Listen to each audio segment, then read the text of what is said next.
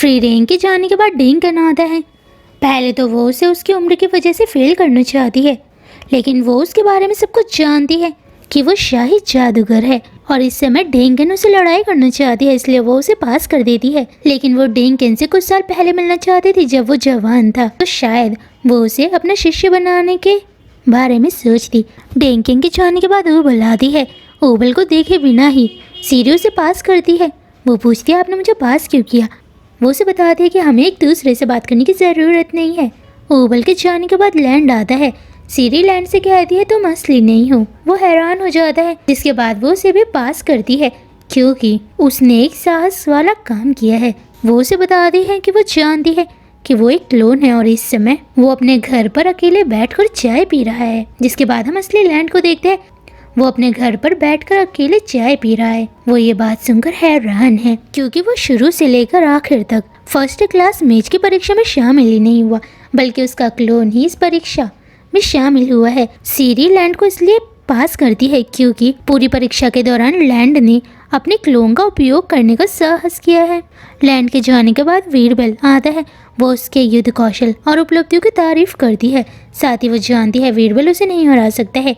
Wearable की नज़रों में वो जिन जादूगरों को हरा नहीं सकता है वो सेकंड क्लास मेज बनने के लायक नहीं है। सीरी उससे उसका पसंदीदा मंत्र के बारे में पूछती है। वो कहता है उसका कोई पसंदीदा मंत्र नहीं है क्योंकि वो जादू को एक हत्या के रूप में देखते हैं। ये बात सुनकर सीरी उसे पास करती है। सीरी ने वीरबल को इसलिए पास किया क्योंकि वीरबल जादू को हत्या के रूप में इस्तेमाल करने वाली चीज के रूप में देखता है। वीरबल के जाने के बाद मेथड कमरे में आती है। वो उससे पूछती है तुम्हें क्या दिखाई दे रहा है। वो बोलती है मुझे इस समय एक प्यारी और छोटी सी लड़की दिखाई दे रही है। सीरी ये बात सुनकर कहती है आजकल कैसे कैसे जादूगर इस परीक्षा में भाग ले रहे हैं। वो उसे पास करती है और ऐसे कहते हुए वो सीरी से बिल्कुल भी नहीं डर रही है। जिसके बाद हम उन जादूगरों को देखते हैं जो इस परीक्षा में फेल हो चुके हैं। जो इस परीक्षा में पास हो चुके हैं वो फर्स्ट क्लास मेज बन चुके हैं। फ्री रेंज फर्न का इंतजार कर रही होती है। फर्न फ्री रेंज से कहती कि वो पास हो चुकी है। फ्री रेंज फर्न के लिए खुश है। वो उसकी तारीफ में उसका सर थपथपाने लगती है। डेंगन उनकी ओर देखता है। वो उन्हें बधाई देता है क्योंकि आज उसी की वजह से वो फर्स्ट क्लास मेज बन पाया है जो उसका सपना था। और अब वो एक ऐसी जगह जाएगा जहाँ सिर्फ वो फर्स्ट क्लास मेज ही जा सकते हैं। वो अब निराश है क्योंकि उन्हें 3 साल के बाद फिर से इस परीक्षा को देना होगा। फर्न और स्टार की मुलाकात वहाँ डेंगन और लॉफिन से होती है, जिसके बाद वो साथ में बात करते हैं। वो दोनों कुछ नहीं खा रहे होते हैं। डेंगन उन्हें खाने के लिए कहता है। स्टार को फर्नेस से पूछता है वो बूढ़ा आदमी कौन है। फर्नेस से बताती है कि वो बूढ़ा आदमी शाही जादूगर है। ये बात सुनकर स्टार का हड़बड़ाने लगता है क्योंकि बूढ़ा आदमी एक नॉबल है। वो उससे माफी मांगता है। डेंगन उसे माफ कर देता है। जिसके बाद वो अपने इतिहास के बारे में बताता है कि उसका कोई पोता और पोती नहीं है क्योंकि उसका कोई बच्चे ही नहीं थे। उसकी शादी के कुछ साल बाद ही उसकी पत्नी की मृत्यु हो गई थी। वो उससे बहुत ज़्यादा प्यार करता था। जिसके बाद वो उसे बताता है कि उस समय उसे लगा अपनी पत्नी को बचाने के लिए उसे धन की आवश्यकता पड़ेगी। 50 साल पहले कॉन्टिनेंटल मैजिक एसोसिएशन की स्थापना हुई, जिसके बाद उसने बहुत मेहनत किया और आज वो शाही जादूगर है। आज उसके पास सब कुछ है, लेकिन सिर्फ उसकी पत्नी उसके साथ नहीं है जिससे वो इस जिंदगी में सबसे ज़्यादा प्यार करता था। उसे हमेशा इस बात का दुख रहेगा। वो सिर्फ जादू को, राजनीतिक विवादों को सुलझाने को एक हथियार के रूप में देखता है।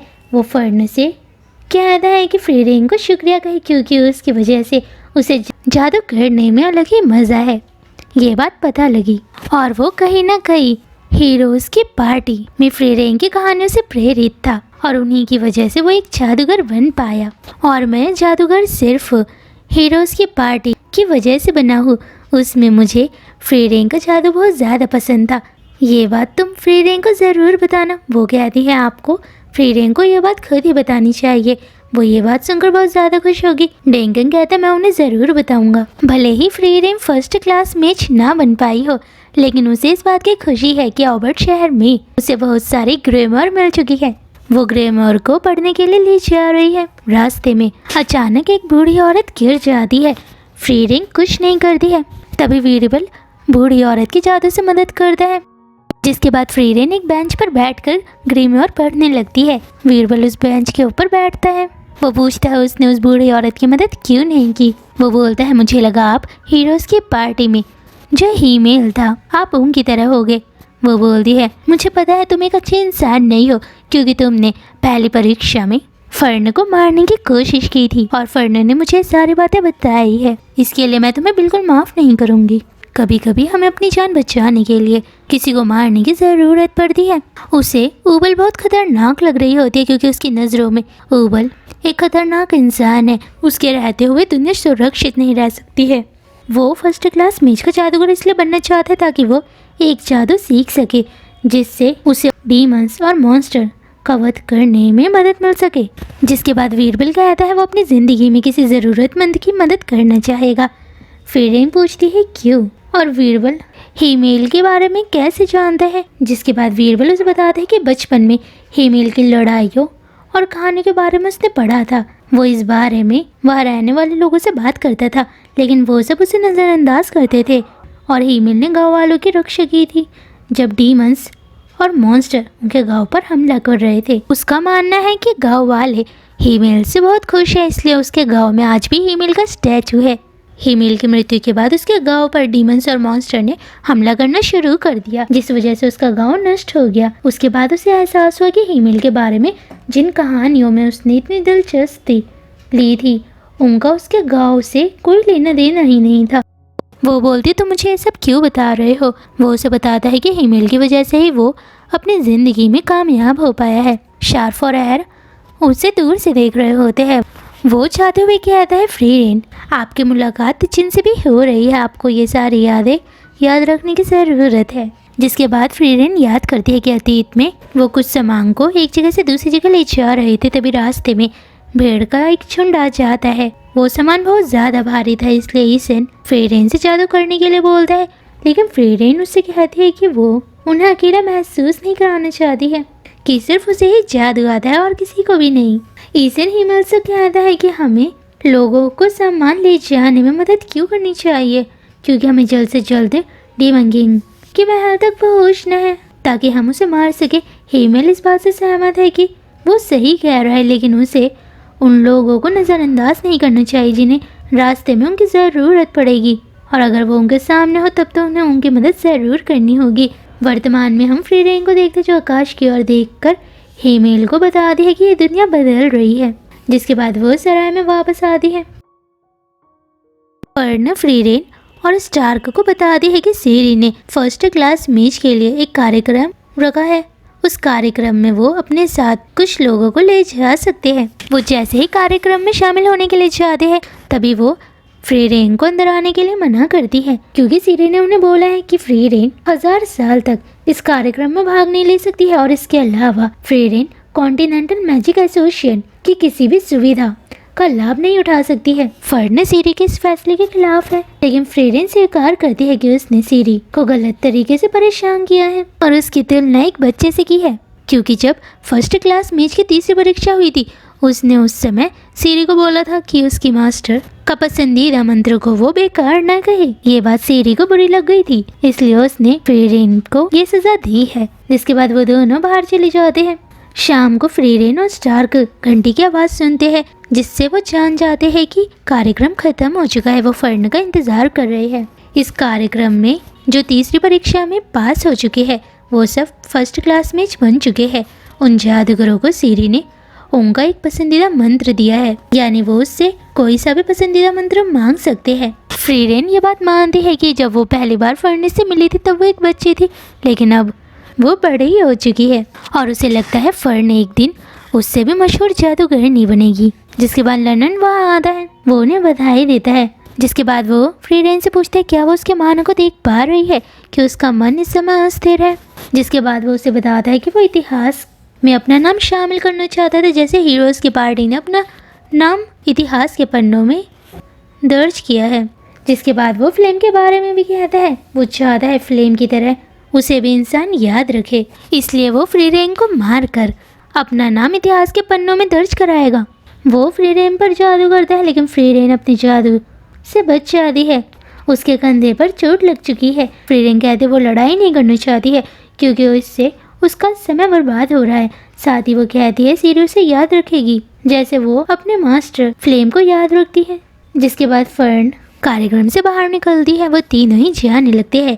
जिसके बाद वो याद करती है सीरी कभी भी अपने शिष्यों से खुश नहीं रही और उसकी नजरों में फ्लेम एक महान जादूगरनी नहीं है, क्योंकि वो उसकी उम्मीदों पर खड़ा नहीं उतर पाई। लेकिन उसे अपनी जिंदगी में अपने शिष्यों को लेने का अफसोस नहीं है। वर्तमान में फ्रीरेन को विश्वास नहीं हो रहा कि सीरी अपने छात्रों को यह नहीं बता सकती कि वास्तव में वो उनके बारे में कैसे महसूस करती है। जिसके बाद फर्न कार्यक्रम से बाहर आती है। वो फ्रीरेन को कहती है उसे उसका विशेषाधिकार मिल चुका है। वो फ्रीरेन के कंधे पर लगी हुई चोट के बारे में पूछती है। फ्रीरेन कहती है चर्च में जाकर अपने कंधे की चोट को ठीक कराना चाहती है। अकेले में लर्नन फ्रीरेन के कहे हुए शब्दों के बारे में सोच रहा होता। उसे महसूस होता है कि वह फ्रीरेन और सीरी एक अजीब जादूगर है। अगले दिन वो ऑबर्ट शहर से जा रहे हैं। रास्ते में उन्हें कुछ लोग मिलते हैं। हर कोई स्टार्क को जानने लग गया है। वो दोनों ही हैरान है क्योंकि इतने कम समय में लोग स्टार्क के दोस्त बन चुके हैं। रास्ते में फर्न फ्रीरेन से पूछती है कि वो कैसी लग रही है। फ्रीरेन कहते तुम्हारे कपड़े साफ लग रहे हैं और तुम्हारे कपड़ों से खुशबू आ रही है। जिसके बाद फर्न कहती है ये एक मंत्र है जिससे कपड़े के ऊपर दाग धब्बे साफ हो जाते हैं और कपड़ों से खुशबू आने लगती है। ये बात सुनकर फ्रीरेन कहती है सीरी एक चीती जागती ग्रीम्योर है। ये मंत्र बहुत काम का है। वो उसके सिर को थपथपाने लगती है, क्योंकि जब भी फ्रीरेन को किसी की तारीफ करनी होती है वो उसका सिर थपथपाने लगती है।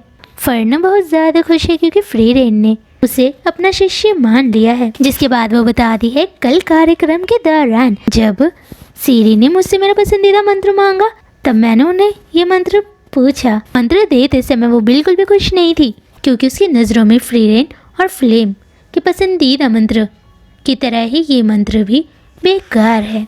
वो सोचती है क्या फर्न सच में पागल है जो इस बेकार मंत्र को अपना पसंदीदा मंत्र बोल रही है। फ्रीरेन कहते सीरी के साथ ऐसे ही होना चाहिए, क्योंकि उसने मुझे कॉन्टिनेंटल मैजिक एसोसिएशन के कार्यक्रम में 1000 साल तक में शामिल ना होने की सज़ा दी है। रास्ते में उनकी मुलाकात लॉयन और केन से होती है। उन्हें इस यात्रा में मज़ा आया है।